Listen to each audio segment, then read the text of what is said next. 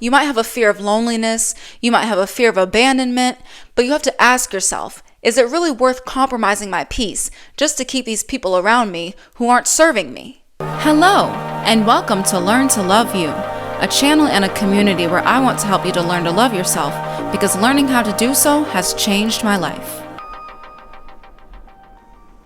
Hello everybody, welcome back to Learn to Love You. If this is your first time here, welcome to Learn to Love You.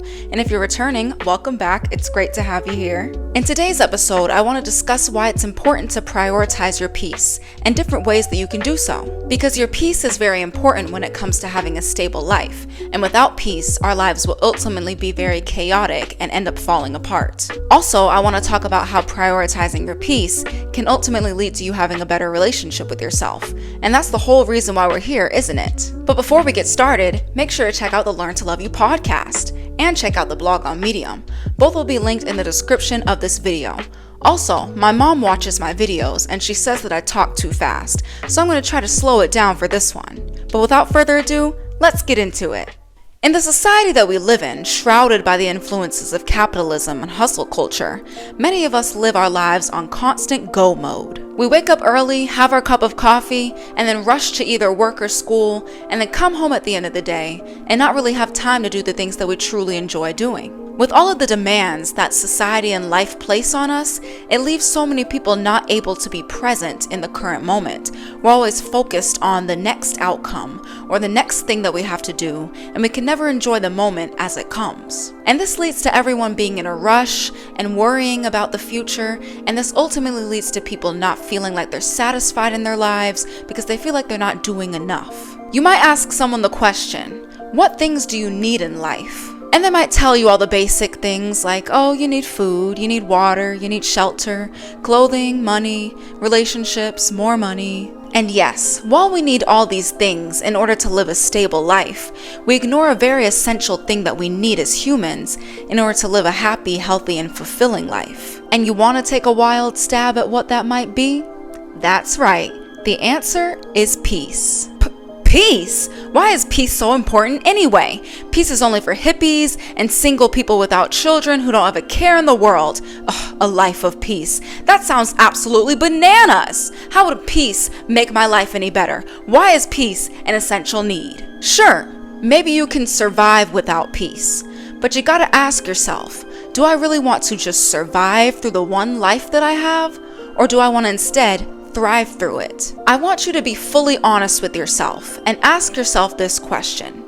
Are you at peace in your life? And if your honest answer was no, thank you for being honest. I appreciate it. You're in the right place today. And if you said something like, well, yes, I'm at peace, but only when I'm scrolling on TikTok in my bed at night. Or, yes, I'm at peace, but only when my partner and I aren't fighting, or my friends and I don't have any drama with each other. Or, yes, I'm at peace, but only when my children do what I say and don't get on my last nerve. In our modern society, we're taught to place the most priority on everything outside of us, from our jobs to our relationships to our finances, just to name a few. And while there's nothing wrong with prioritizing any of these things, we ought to in order to have a stable life, we rarely, if ever, are taught to look into prioritizing our peace. Peace is actually a critical aspect in having a happy life as a human, and it's a necessary thing that we need in order to endure life and the many shapes that it comes in. One of the greatest ways that you can learn how to love yourself is to prioritize your peace and to do things in your life that cater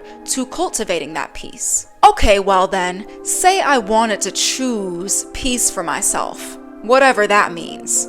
Where could I start? I am so glad that you asked. In this video, I'm going to touch on 3 types of peace that will help you to cultivate a more peaceful life for yourself.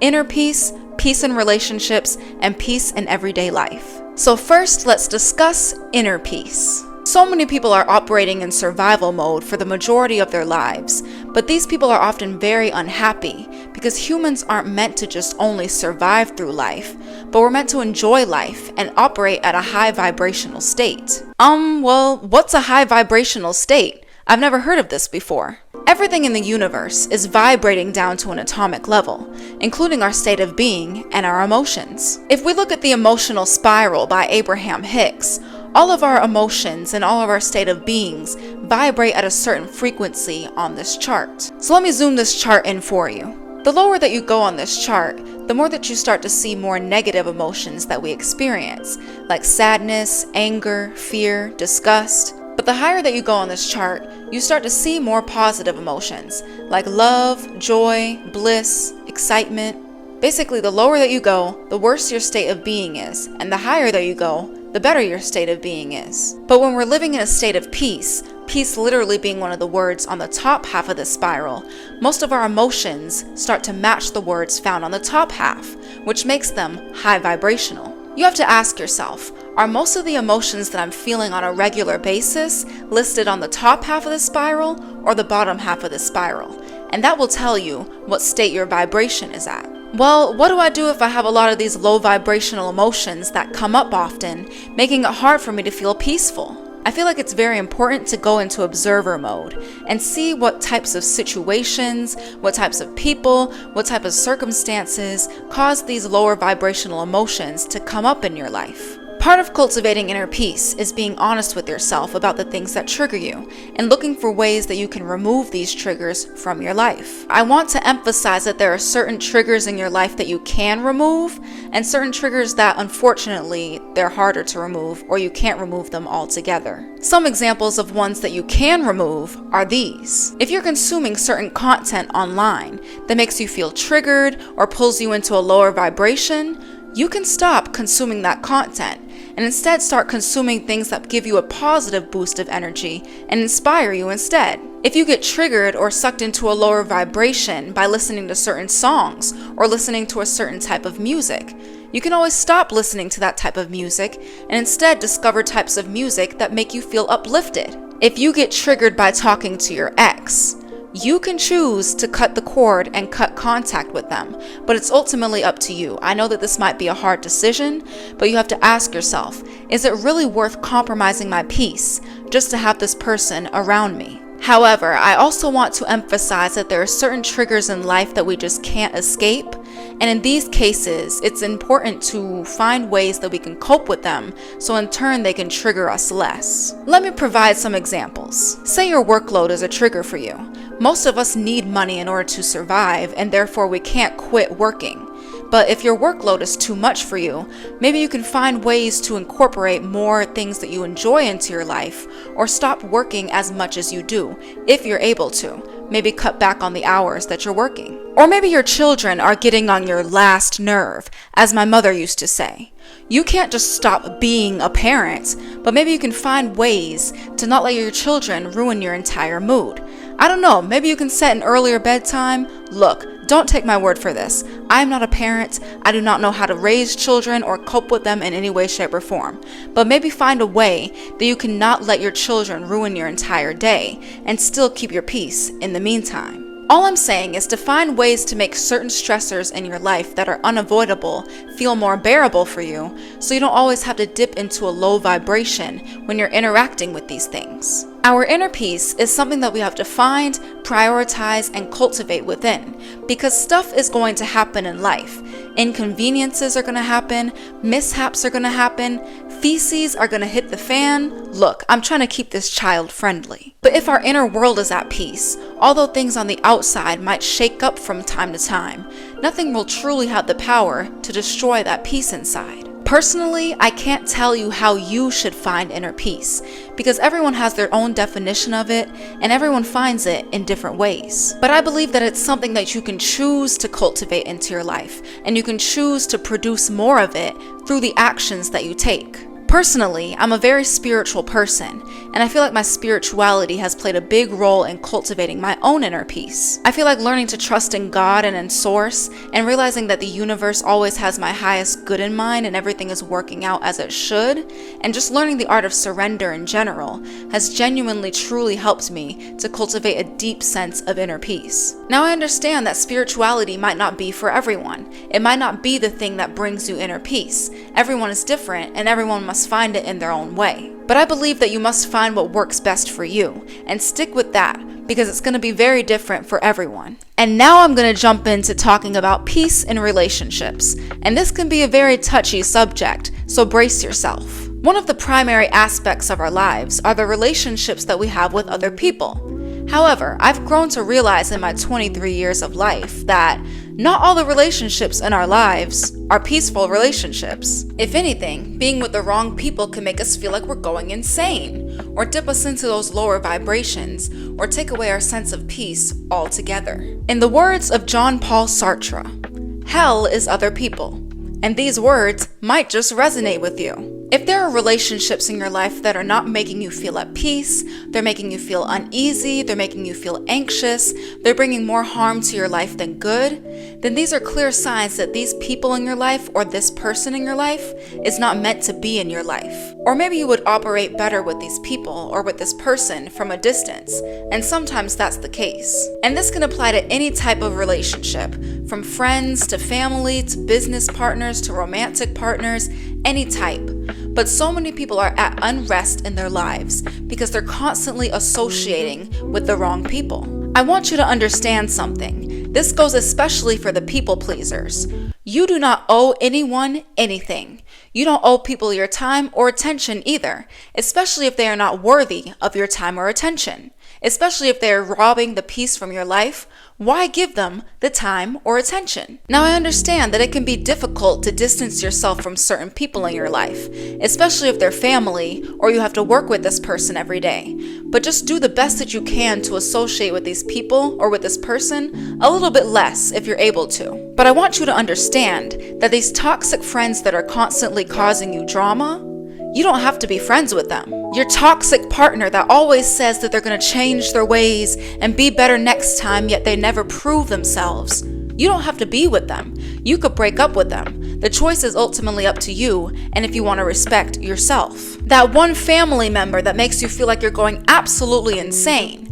Hey, I get that they're family, but sometimes it's okay to cut family members off, especially if you're not able to live in a harmonious relationship with them. And the thing is, you can't force yourself to live in harmony with someone. That's something that has to come naturally. It's working or it's not, and you have to allow yourself to be okay with the reality that it might just not be working. Your gut and your intuition is going to tell you when someone is not right for you.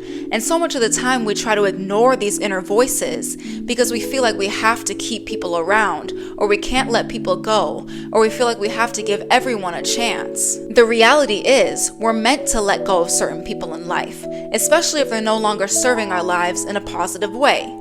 And we don't have to give a chance to everyone who comes into our lives either. Everyone who comes in our lives is not meant to stay in our lives because we're changing and evolving all the time. And when we change and evolve, ultimately we end up matching better with other people throughout our lifetime. But if I let go of these people who aren't serving me, then I'm not going to have any friends left, and I'm never going to fall in love again, and then I'm going to die alone with 10 cats, and no one's ever going to care for me ever again in my life. And this is the problem that so many people have. They believe that everyone has to stay in their lives, even if they are not bringing them joy, even if they are bringing them chaos, just because they are afraid of being alone. Robin Williams has a quote that says, "I used to think that the worst thing in life was to end up all alone.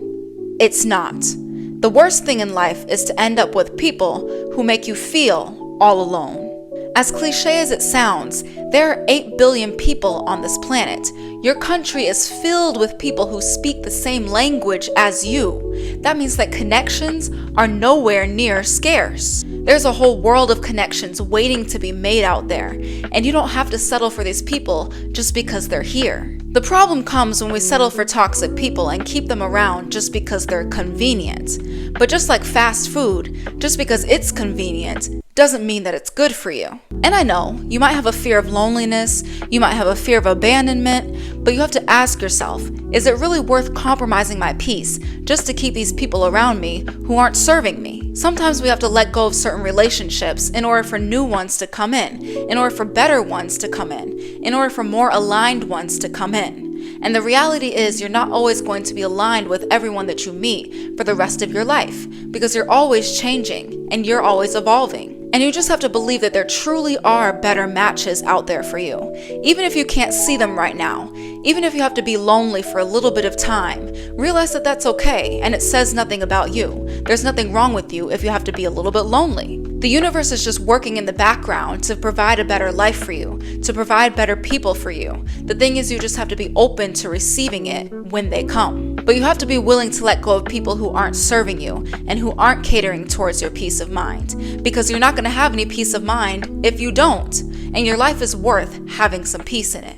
And lastly, I want to talk about peace in everyday life. So many people live their lives thinking that peace is something that they can only have a few days out of the year. They think that, oh, well, I can only be at peace when I have a day off. Or I can only be at peace when I'm on my vacation time. Or I can only be at peace when I go to the spa. And this is a problem, because how often would you say that you go on vacation? And how often do you go to the spa? In many people's lives, peace is conditional. This means that it only exists depending on certain things and certain circumstances.